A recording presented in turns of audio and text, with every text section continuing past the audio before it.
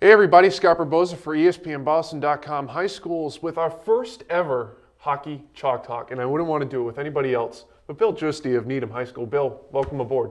Thanks. It's good to see you.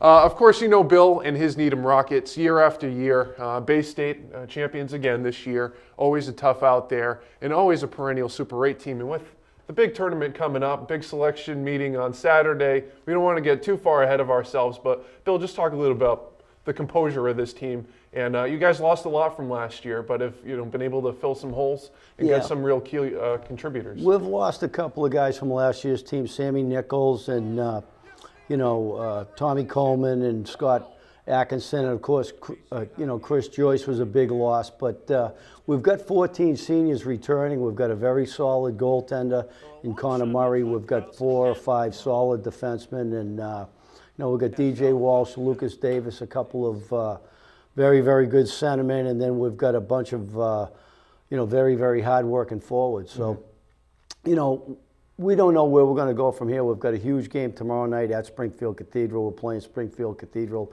in the second game. Malden Catholic will be facing Hamden, Connecticut. And then that's a big, big game for us. It seems like the Springfield tournament in the last 4 years has been huge for us. It's kind of propelled us. Luckily, we've been able to get by Springfield, but we faced them in the first round of their tournament, and we're facing them again tomorrow evening. So hopefully we can have a good performance tomorrow night and Thursday night as well, and that may help us, at least get a play-in game, if not maybe get into the top 6 spots for the Super 8 coming up. As I mentioned before, you guys have been, such a perennial force in the Bay State here for the last decade or so. Obviously, the great tradition of Needham hockey goes without saying, Robbie Ftorek, et cetera, et cetera. But you personally as a coach, what is, if more than anything, has been your perhaps key to success? Well, I think, if you look at our team, this is my 7th year back since I took a little hiatus over at Walpole. But we've had good, solid goaltending. We've had very good defense. And we've had very, very accountable centers, good defensive centermen. Going back to, let's say, our 2018, we had Cody Sharab, who was a great centerman. Lucas and DJ have been with me. Lucas has been with me for 3 years. DJ's been with me for 4 years. And they're very, very responsible in the D zone. They play a great game all over the ice. And then, Timmy Pallotta's been with us for 3 years. He's a great defenseman. Back in 2008, we had another, probably one of the best players we ever had, Will Rayner. Between having good D, good solid goaltending, and very responsible centers, we've been able to, have good success in the Bay State League. We've been a little bit snake bit, I think, in our first game of the Super 8 in the last 3 years. I mean, we lost to Burlington 2-0 3 years ago. We lost to Malden Catholic 3-1 2 years ago, Burlington 3 years ago. And then last year, that was a tough 1-0 loss to BC High. So if we get back in, hopefully we can get out and get on the scoreboard a little bit this coming season. Bill, the play that we're going to take a look at in a little bit here came in the last minute of your last-minute win against Catholic Memorial, which was a great resume builder, you could say, this time of year. And this play came on, obviously, a timeout, coming off a break. You guys are down. I think you, along with many other coaches, this is kind of a rare time in hockey that you actually get to apply an X's and O's situation to a real gameplay. Just walk us through a little bit how you come about diagramming plays like this, and is there kind of a mental database back there of possibilities that you have kind of drawn up in advance, or are you kind of more of a spur-of-the-moment person that's looking to exploit matchups? Well, the thing is, when you're in a tight game like that, you're starting to think, when are we going to call a timeout? And I'm starting to run through maybe what we should do if we can get a face-off down in their zone, or of course, if there's a couple of minutes left in the game, and we haven't got anything going, we got to try to figure out when we're going to yank our goaltender. So those are some decisions that you're trying to make, and then of course, what we're going to do. We want to get the best players for that particular face-off out there. We try to get the puck back. In that particular face-off, we had, our top forwards out there. We had, Lucas Davis, DJ Walsh, Jamie Anna, who's our big body, our power forward out in front, Timmy Pilata, and then Brendan Joyce and Seamus Coleman, our 2 power play defensemen back at the points.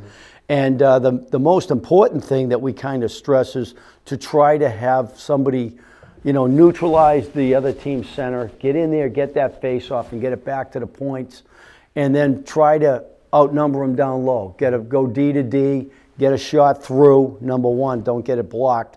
And then maybe, and maybe it'll go in if it's a good, clean shot and the goaltender gets a screen, or we've got, 3 or 4 forwards down there trying to battle and outnumbering them down low.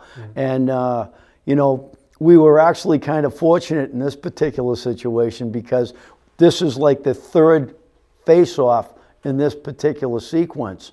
The first one, a beast. Didn't work out quite. It didn't work out. It didn't work out the way that Coach Hansen wanted to see it work out, because one of the CM kids, actually, you don't see it on this particular clip, but the CM kid, iced the puck, and Billy wasn't too happy about that.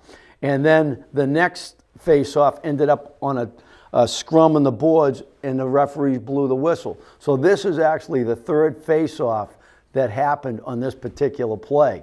And finally, it worked out the way that we wanted it to. If at first you don't succeed, try again. Right, The old exactly, adage. right. But Bill, walk us through this play here that we're going to see up here on the board behind us here, and just walk us through. Well, right here we got Timmy Pilata on the left wing.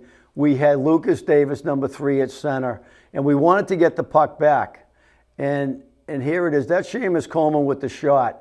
And if you back that up again, what happens, we've got Lucas at center, and we've got DJ back there, and we've got Jamie going in and Timmy going in, trying to get the puck and getting it back. This was the play, was to get it from right here is Brendan. Brendan gets the puck, move it over to Seamus, and Seamus is to take the shot.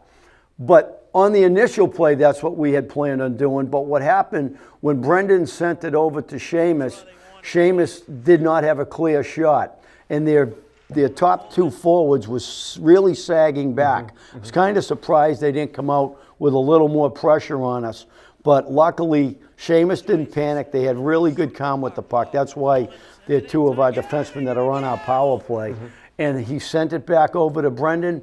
Brendan sent it back over to Seamus, and he found a seam, got it through, and put it low stick side, where we really, it's usually a tough spot for most goaltenders to stop. Yeah. But, of course, Jamie Anna was right out in front setting a good screen. Exactly. And I don't think that Starrett played a great game, and he had a great season. And Perhaps the best goaltender in the state this He's year. a very, very good goalie, and, they had a tough tie yesterday that Central Catholic knocked them out of the tournament. But, Starrett had a great season, and a couple of their other players had great seasons as well. Somebody who always looks at good defensive play personally. Great, really, patience there by both defensemen there, allowing that play to develop and not overcommitting, and then also selling the shot, pulling back, drawing the other forward over, and creating that alleyway and some clear ice in front of Starrett there. Exactly. Those guys both had great patience right there. And the play wasn't. And the thing is, you can really rush that shot because there's less than a minute left remaining in the game, and they know that the clock is ticking, and for them to get that puck and then to go back over and then back again, it really did show great patience, and it was a really nice, good shot that got through that Seamus let go, and we were fortunate to actually, after that, in the ensuing face-off, we came up with the puck, and luckily Timmy Pilata jumped and Lucas Davis put home the winner, and we ended up coming out with a win and I was happy with a 1-1 tie at that point. Now, Bill, that brings us back full circle here. Obviously, we're a couple of days away from the Super 8 meeting. Do you ever, this week, obviously you have a lot of business to take care of between now and then, but how do you and the boys kind of keep things focused on keeping things manageable with, playing tomorrow night and then playing Thursday out in Springfield and worrying about what will be what will be? Well, the good thing is, we've got a number of guys on this team that have been to Springfield for the last 3 years. DJ's been with us this will be his 4th year at Springfield. Timmy and Lucas have been with us for the last 2 years. Murray was our goaltender last year. So in a lot of the senior forwards that we've had and senior defensemen have been with us for the last couple years. So they know what's at stake. They know that Springfield is going to be a very, very difficult opponent. They're playing really well. And I think that just having the, experience of being through it before will help us. We just have to, and we aren't really changing anything up. We're kind of going through our same practice schedule that we would normally go through, let's say the day before a big game, and just kind of, not really changing anything per se. But, we need to be ready, and hopefully we can have a good effort tomorrow night. Yeah. Bill, thanks again. Thanks for having me. One of the best tacticians in the game here, folks. Bill Giusti of Needham Hockey. And of course, for the Super 8 and everything hitherto, it's going to be a heck of a week, a heck of a next month. We'll have you covered on ESPNBoston.com. Thank you.